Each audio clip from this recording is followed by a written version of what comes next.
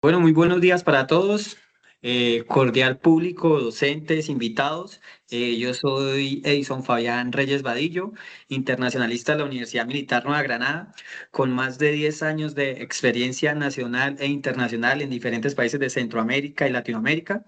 Estoy junto a mi compañero Simón Pineda Duque, quien también es internacionalista, más de 15 años de experiencia, ha trabajado con organismos internacionales, con ONGs, y nosotros conformamos el grupo Mentes de Atenea. ¿Por qué nos llamamos Mentes de Atenea?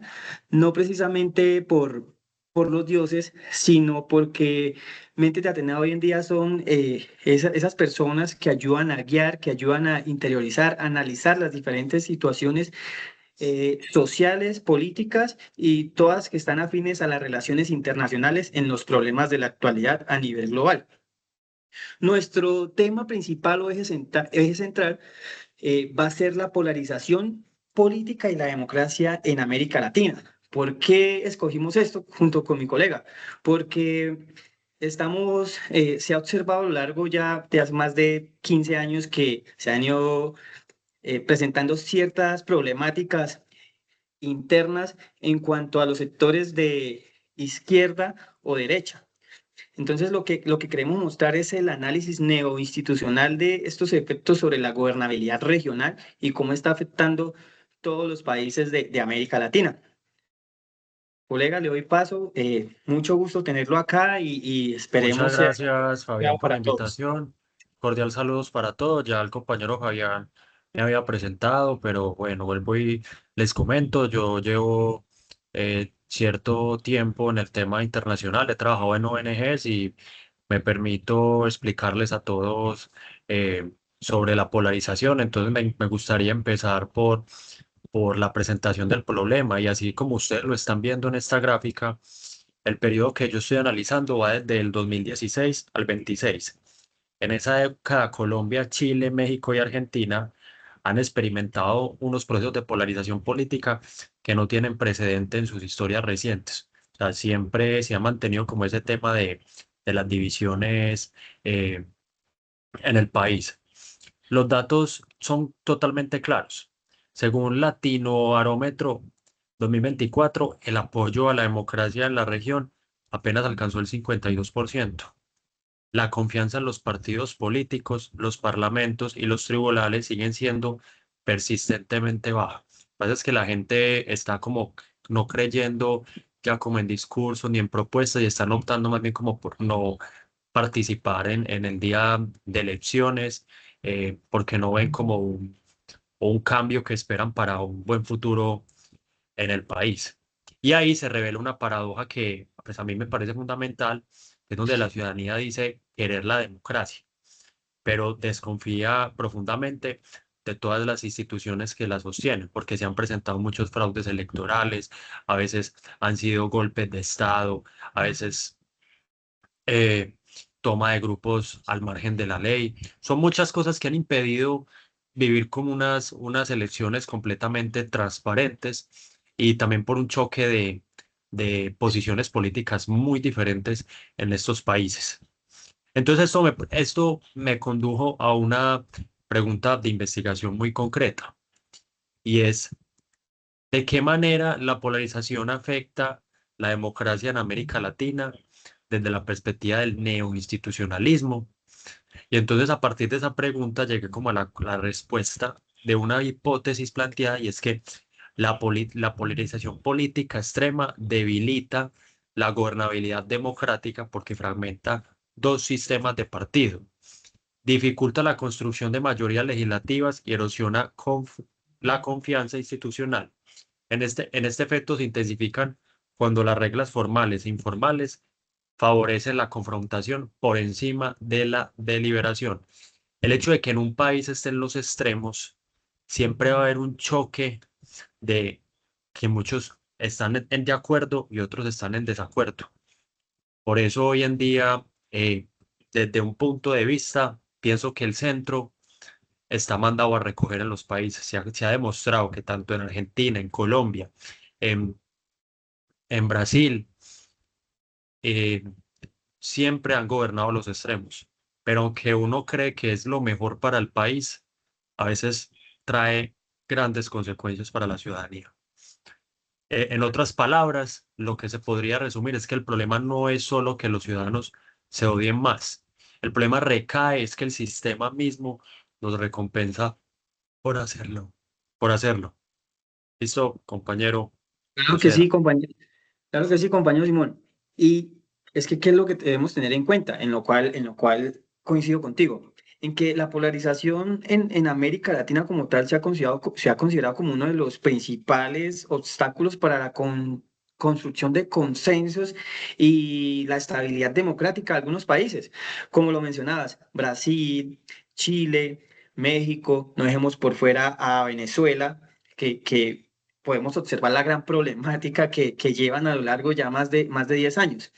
Entonces, ¿qué es lo que ocurre? La fragmentación de este espectro político, por así decirlo, lleva a una dinámica de confrontación, no solo entre ideas políticas, sino ya son bloques ideológicos, lo que hace que entre ellos sean irreconocibles, viéndose ya no como patriotas o como vecinos, sino como adversarios en muchos ámbitos.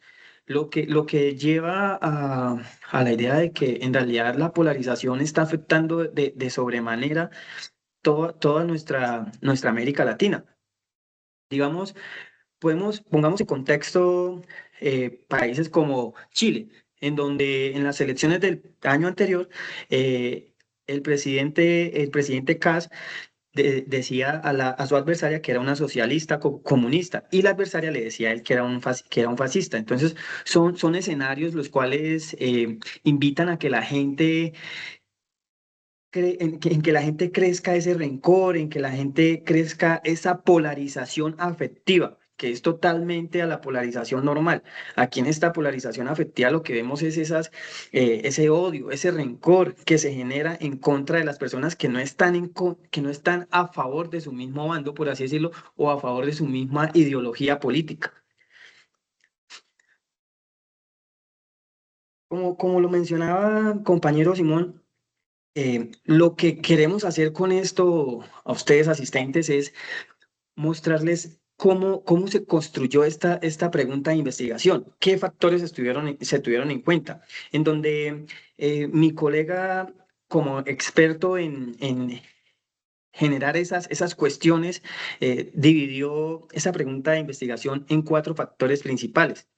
Colega, usted que es el experto en ese tema, deleite al público, por favor. Bueno, nosotros dentro de la pregunta de investigación hemos estado mirando cuatro factores y uno de los más importantes es cómo se fortalece o se debilita la democracia. De qué manera la voluntad del pueblo permite tener una democracia consolidada o de qué manera podemos fortalecerla así con la fuerza pública, con las instituciones, con unas garantías electorales, con transparencia y con una veeduría clara para que no se cometan, digamos, fraudes o este tipo de situaciones que a veces, dado como los países anteriores han sucedido hechos donde se han robado las elecciones de una manera. En este caso, por ejemplo, Venezuela. En Venezuela, sin sacar las actas de las elecciones, ya las tenían el poder. En ese entonces, presidente hoy capturado Nicolás Maduro, que él lo que buscó fue autoelegirse y desconocer las elecciones. Es por eso que es un error muy grave. Ese es uno de los errores muy graves cuando un presidente desconoce las elecciones.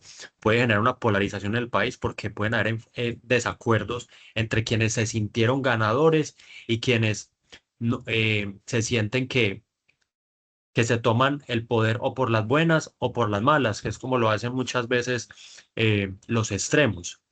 También pensar instituciones, qué papel juegan las instituciones en este fenómeno. Por ejemplo, qué papel juega el Consejo Nacional Electoral, el Consejo de Estado, qué papel juega la Procuraduría también, la Contraloría.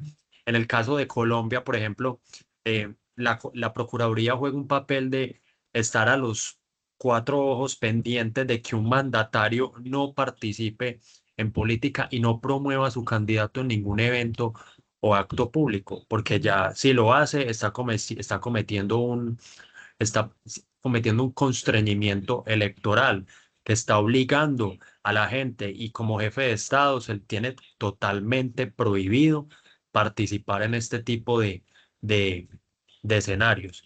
Devuélvete, por favor, Fabián, yo le doy solución a los otros interrogantes. La ciudadanía, ¿cómo percibir y responde la ciudadanía a la polarización? Desde muchas maneras. Las personas cuando ven que hay un desacuerdo en una elección o algo, generan marchas, generan caos, mandan tutelas, están en desacuerdo, no aceptan unas elecciones libres, transparentes, que lo que puede buscar eso es retrasar más el proceso de que se dé un ganador, pues como tal. Y por último, los partidos políticos, cómo se transforman y la competencia política. Todo depende de la cantidad de apoyos que ese partido obtenga en las elecciones. Así mediría su fuerza política en el país. De lo contrario, no tendría como credibilidad ante la ciudadanía y ya sería un partido que sería más que todo dejado pues como en el olvido. Por eso el pensar en los extremos, en los países, lo que busca es como un choque de ideas. Listo, Fabián, ya puedes continuar. Eh, Quiero mencionarles qué es lo que hemos observado junto con mi colega en cuanto a la hipótesis. Entonces, la polarización política extrema, como lo mencionaba mi colega Simón, debilita la gobernabilidad democrática. ¿Por qué? ¿Cuáles son las variables? La polarización política extrema. Es que aquí, ¿qué vemos? Vamos a ponerlo en un contexto real. Vamos a hablar de Colombia. Entonces, esta polarización política extrema, ¿cómo se vio reflejada? Se vio reflejada en las elecciones del 2022, cuando fue la segunda vuelta entre el actual presidente Gustavo Petro y el ingeniero Rodolfo Hernández, que en paz descanse, en donde mucha gente no era tal ingeniero, pero por esa gran polarización que había en contra del sector de izquierda representado por Gustavo Petro, mucha gente decidió votar independientemente que no estuviera de acuerdo con los ideales del candidato en ese entonces. ¿Qué vemos también? En la fragmentación en los sistemas de partidos. ¿Qué ocurre en este caso? Como lo mencionaba, eh, las banderas de este gobierno eran reformas como la de la salud, la de la pensión, eh, la de las reformas sociales. ¿Y qué ha ocurrido? Ahí es donde vemos la fragmentación de partidos, ya que el gobierno quiere, pero el Congreso no lo permite, ya sea por causales técnicas, por causales, digamos, con otras afinidades, pero esta fragmentación de partidos lo que permite ver es que no tiene que estar todo engranado para poder llevar a cabo cualquier proyecto social que se quiera llevar en el país. Ahora, la dificultad de de la construcción de mayorías. ¿Qué ocurre acá? Esta construcción de mayorías se está dando no por los medios más acordes o por los medios, no podemos aquí distinguir entre legales e ilegales, sino, digamos, los medios más limpios. ¿A qué hacemos referencia? A que cuando se quiere construir una mayoría, debe ser por medio de ideales justos, de proyectos, pero no debe ser hablando mal de otros, de distintos gobiernos, denigrando de personas, s- instrumentalizando a terceros, engañando a las personas, porque lastimosamente es lo que se está viendo reflejado hoy no solo en Colombia, sino en toda Latinoamérica.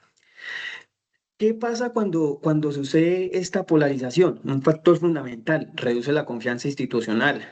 ¿Cómo lo podemos observar? En una de las presentaciones anteriores, mi colega Simón mostraba que en realidad los habitantes o las personas de un país ya no confían como tal en las personas o los órganos que los representan, los organismos. Entonces, ¿qué quiere decir? Que la gente va y vota ejerce su derecho, no precisamente porque tenga claro unos ideales, sino porque se dejan llevar de momentos u emociones. Entonces esto incentiva a la confrontación sobre la deliberación, si en realidad es una deliberación objetiva o más bien subjetiva.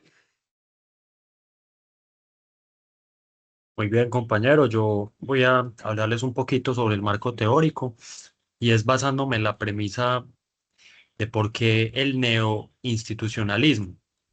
Y básicamente la apuesta que yo le hago es en la tradición de Douglas North y Giovanni Sartori, Marcy Olsen, donde nos permite saber que este enfoque parte de una premisa simple pero poderosa, y es que las instituciones son entendidas como las reglas formales e informales que estructuran la interacción política, determinan los incentivos que moldean el comportamiento de los actores. Esto tiene una implicación directa, y es que la polarización no es un fenómeno puramente emocional o cultural, es en gran medida el producto de actores que responden racionalmente a estructuras institucionales que premian la confrontación extrema y penalizan la moderación.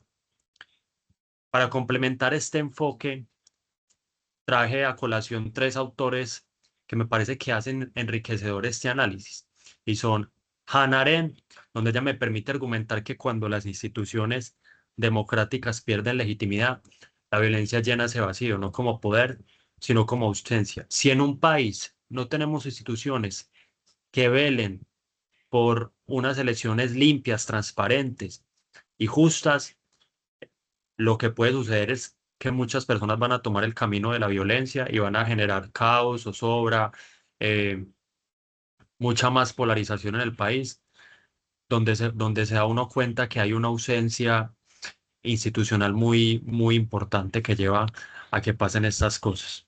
Otro autor que yo me basé fue Chantal Mouffe, donde él ofrece la distinción crucial entre antagonismo, donde el adversario es un enemigo existencial, y agonismo, donde el adversario interlocutor legítimo con quien se puede deliberar. Y por último, a Michel Foucault, que me lleva a ver cómo el control del discurso, incluidos los algoritmos digitales, opera como una institución informal que moldea la percepción colectiva. Ojo, que esto es muy importante, que a través de los discursos también se puede generar mucha polarización. La manera como un actor, como un candidato, se refiere a sus votantes, al no reconocer una votación amplia en una elección, él puede con, con sus palabras buscar que estos votantes generen violencia, que se tomen el país. Ya lo hemos visto varias veces en Colombia, lo estamos viviendo justamente, Fabián, hoy en día, donde hace 3 días, hoy estamos a qué, hoy estamos a martes. Márquez. El día domingo, el presidente de la República, Gustavo Petro, no reconoció las elecciones de este país, diciendo que invitaba a un reconteo. Y a raíz de eso, lo mismo el candidato Iván Cepeda Castro le hizo un llamado a sus votantes que hicieran marchas, Manifestarse. que se tomaran el país, porque sentía como que no hubieron garantías para él en estos procesos electorales. Quería como hallar como a colación eso y bueno. Bueno, totalmente de acuerdo, Simón. Lo estamos viendo reflejado, por ejemplo, en las marchas de los jóvenes el día de ayer, no solo en Bogotá, sino también en la ciudad de Tunja. Pero hay que tener algo muy en cuenta en cuanto a eso, Simón. Y es que esas manifestaciones se dan todo más es en las instituciones públicas, en donde lastimosamente se ve muy permeado este sistema educativo por integrantes de grupos, posiblemente integrantes de grupos armados que vandalizan e instrumentalizan a las demás personas y que aparte subvierten el pensamiento de los estudiantes de una manera increíble, ya que los convencen de ideales que tal vez no pueden que no sean incorrectos en el todo, pero no es la manera en cómo se deben manifestar. Rápidamente, aquí, señores asistentes, para no demorarlos tanto, nuestro marco conceptual, ¿en qué se dividió? En la polarización política, que ha sido el eje central de toda nuestro discurso, en la gobernabilidad democrática, que es la capacidad de los gobiernos para construir acuerdos y tomar decisiones legítimas. Aquí, ¿qué es lo que tenemos que tener en cuenta? Pueden, en todos los estados, todos los países tienen un estado, pero no quiere decir que como está compuesto ese estado pueda ejecutar una gobernabilidad democrática adecuada o, digamos, la que se requiere para cierto país, como lo vemos en diferentes países. Hay países, en Venezuela, por ejemplo, que hace unos meses atrás ellos tenían un estado, un aparato estatal formado, pero en realidad no había ninguna gobernabilidad porque la gente no creía en el Estado, porque la gente no tenía las garantías suficientes, entre otras variables que tenemos que tener en cuenta. Ahora, en sistemas de partidos, es esta interacción entre los partidos políticos y hay que aclarar algo. Como lo mencionó Simón anteriormente, las competencias entre las extremas, los lados extremos, ha hecho que lastimosamente el centro desaparezca. Y hay que tener presente que es que no solo depende de un extremo, sino es una sinergia a veces entre esos tres bloques, lo que sería ideal para que un país pueda gobernar de una manera eficaz y sobre todo beneficiosa para todos sus habitantes. Y pluralismo polarizado, aquí vemos de que ya las personas como tal se guían más es por lo que ellos creen o lo que quieren creer que por lo que en realidad les beneficiaría como tal. Colega, pues rápidamente aquí la metodología, eh, toda suya. Listo, ya dame un segundito, listo. Bueno, para hablar del tema metodológico, el diseño de esta metodología la hicimos cualitativo y comparado. Yo lo que hice fue seleccionar 4 países que representan distintas expresiones del mismo fenómeno regional. Entonces, vamos con el primer país, que es Colombia, donde en Colombia encontramos una polarización estructural bajo el peso del conflicto armado.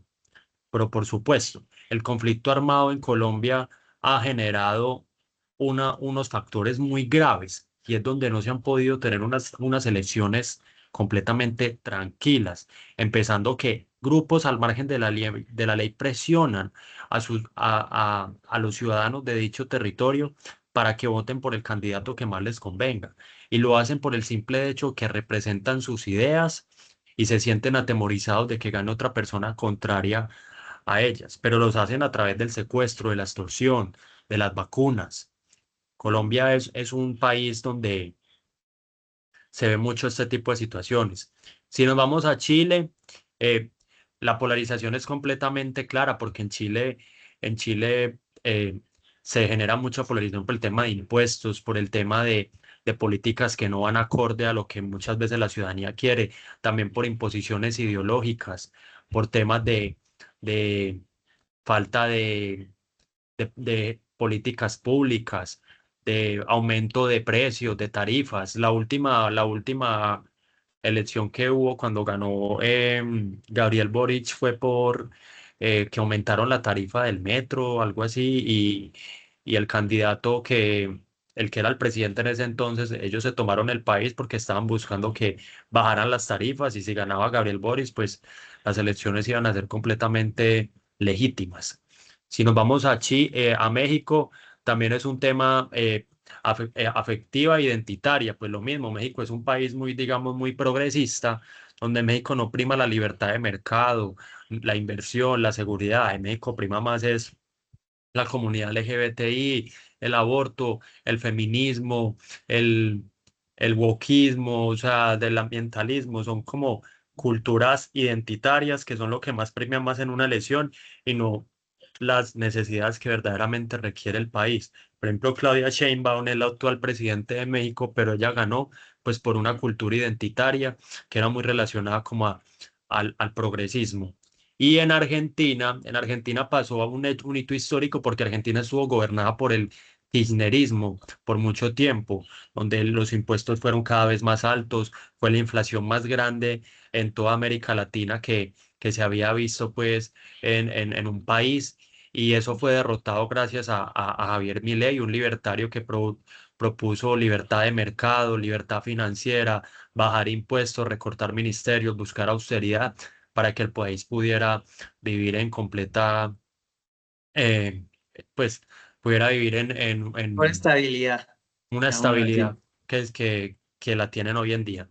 Y bueno, entonces las fuentes que empleo, pues yo las saqué de International, BBC News, El Mundo, El Tiempo, Infobae, Análisis Académico, instituciones como el Real Instituto Elcano y Razón Pública y base de datos de Latino Barómetro 2024, la POP 2023 e Inbamer 2026. ¿Listo, compañero? Gracias, gracias, Simón. Yo quería hacerle un apunte y es que México es un caso muy particular teniendo en cuenta que no es solo todas esas culturas identitarias, sino también hay que tener en cuenta ese conflicto interno que ellos llevan, un poco diferente al que lleva aquí Colombia, pero con los carteles de droga, lo que también imprime mucha fuerza y mucha presión a la hora de las elecciones en ciertos Claro, sectores. por supuesto. Entonces, bueno, aquí como hallazgos principales, creo que ahondar en cada uno sería redundar en todo lo que hemos hablado hasta el momento, pero el